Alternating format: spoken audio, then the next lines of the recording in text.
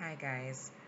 Welcome back to another episode in the series Conversations with Shelly. Of course, I'm Shelly, and I'm very happy to have you joining me for yet another episode. And if you're new here, thank you for joining. Thank you for looking around until you land on my channel. And for those of you who have been here for a little while, titter-tattering with me until I figure this thing out. Welcome back. Always a pleasure to have you. We are the ones who make a lot of the conversations keep going because I keep seeing you sending me direct messages on topics. And sometimes, off the record, you call to say, let's talk about this. So thank you always for sticking and staying. Now, this week, and more so um, this episode, I want to talk about something that I want to see quite a lot of us go through, whether we have gone through it in recent times or whether we have gone through it in our past. We have all been victims of a cheating spouse. Or maybe that is too absolute. Maybe that is too absolute, but I think if we have not had a direct experience, we would have been in some way, shape, or form affected or impacted or influenced by somebody who has gone through situations of having a cheating spouse. So this week's topic is exactly that, dealing with a cheating spouse and, whether or not it is something that you can sit within or it is something that you have to get up and go. So clearly, for many of us, one of the most painful relationship challenges that anyone has to face is dealing with a cheating spouse. But the real question that I wanted to drop within our spirits and within our souls today is, where do you go from from there? Where do you go when you experience a situation of a cheating spouse? Well, as I said in this video, what I will be doing is breaking down the difference between moving on and moving forward. Now, a lot of us get confused as to what is the difference and how we should treat with it. But it is important for us to understand what it is to move on and what it is to move forward and how to rebuild a healthy barrier so as to be able to make a decision to protect, that emotional well-being and of course protect your future as the case may be.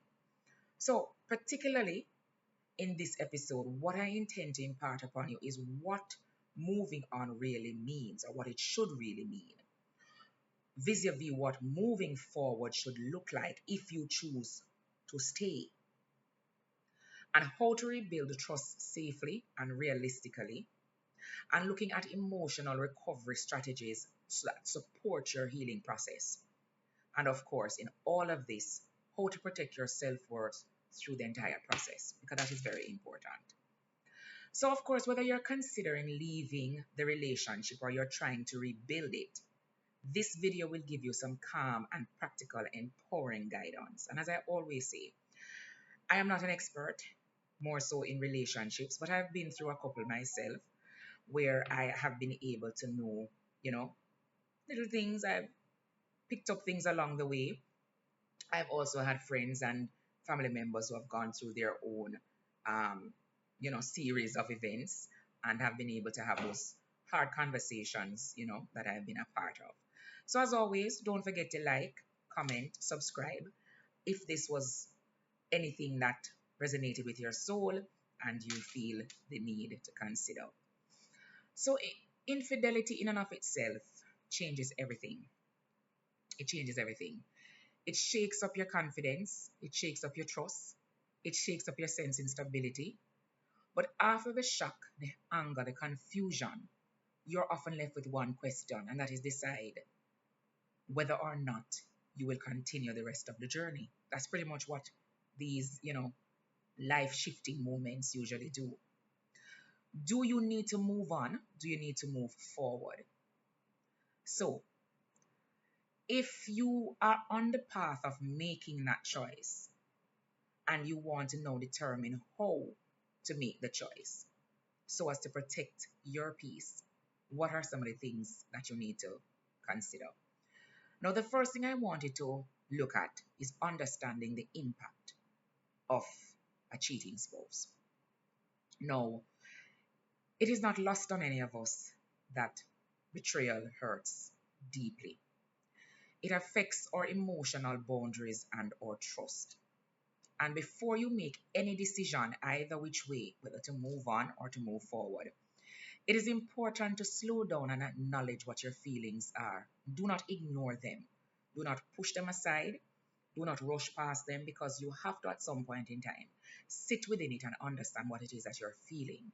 Because ultimately, no choice should be made from a pressure, fear, or guilt, no matter what the choice is. You must be always able to make it with a calm sense of self and to be able to acknowledge what it is that you're feeling before you go ahead and make that decision. So that's the first thing I want to impart on you. But the second thing is, what does it mean to move on? So moving on does not mean that you have failed. Yeah? It actually means that you have chosen distance from the relationship to protect your emotional health. It means that you're prioritizing healing, stability, and self respect.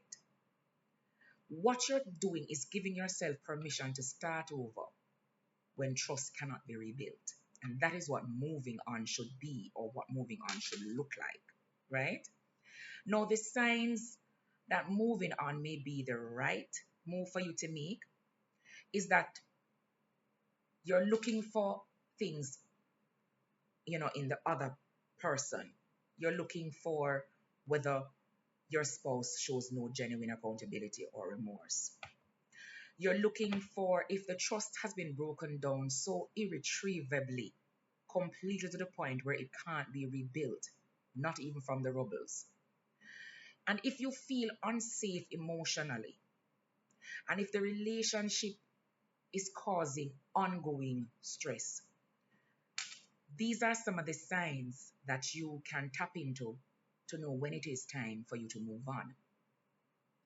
But let us dial back a little bit. Let us dial back and look at what does it mean to move forward. Because remember, we are looking at ultimately the two directions that you can opt to take when you're dealing with a cheating spouse.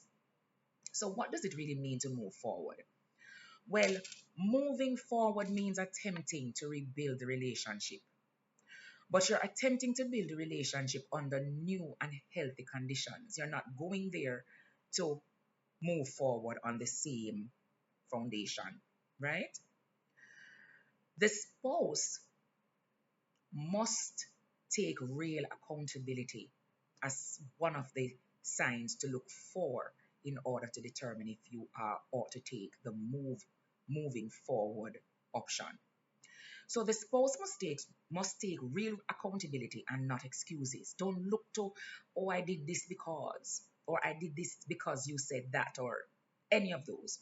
Real accountability must be in play.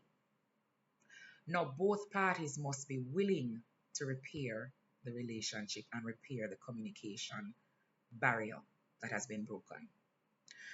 Now, a lot of persons don't want to hear this, but to move forward, professional support is a must. You have to get professional guidance, professional counseling. You have to consider that. Yeah? Because moving forward doesn't mean forgetting about what happened. That's never where I want you to start when you're thinking about moving forward. That's never the approach that you want to take. It must be about understanding what happened and to take that accountability and to build using new boundaries and new expectations. Now, in either of the options that you have selected, whether you've selected moving on or moving forward, what is key to that process is protecting yourself either way. Whether you stay or whether you leave, there are certain steps that are very important to your healing process. In either of the options, you must set clear emotional boundaries. Clear emotional boundaries are necessary. Seek support from trusted professionals or trusted people, not persons who are there to to give you maladvice, but persons who really understand where you're coming from, the hurt you're feeling, and what really is going to be that important step that you need to make. Focus on rebuilding your confidence and independence at the end of the day. And in neither of these options, avoid blaming yourself. Cheating must be understood to be a choice made by the other person. So to sit within it and think, I did something wrong, I did this and this is why this happened to me, is never the position that I want you to stand from. Because again, this is a choice that was made. And before we make choices, there's always several pit stops, several toe bucking moments. Yeah? So never blame yourself, or rather, avoid blaming yourself.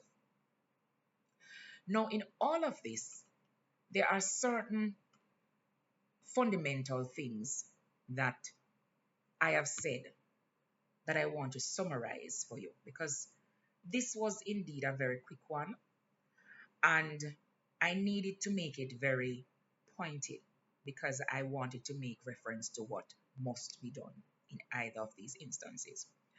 So, to summarize and again put some frame along the way for us that have probably gone through this process, that know somebody who have gone through it, and may just want to have the knowledge for future reference. Whatever the circumstance, whatever the condition is, choosing to move on or move forward is not about strength or weakness. So again, it's not, oh, I'm strong so I can move on, or oh, I'm weak, I'm going to stay. It's about what gives you peace. So whatever decision you make the one that allows you to heal, make the one that allows you to grow, make the one that allows you to protect your sense of worth. And as I said, it's never about you. Save and accept in your healing and your growth process.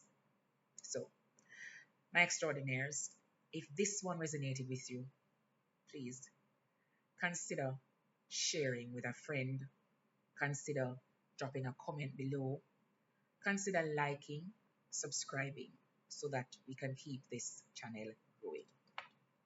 And as always, I thank you for taking the time, for sticking and staying, for seeing the need to hear these little nuggets as and when they become available.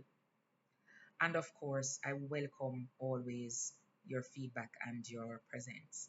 And until I see you next time, take care, my extraordinaires. Be safe and be well.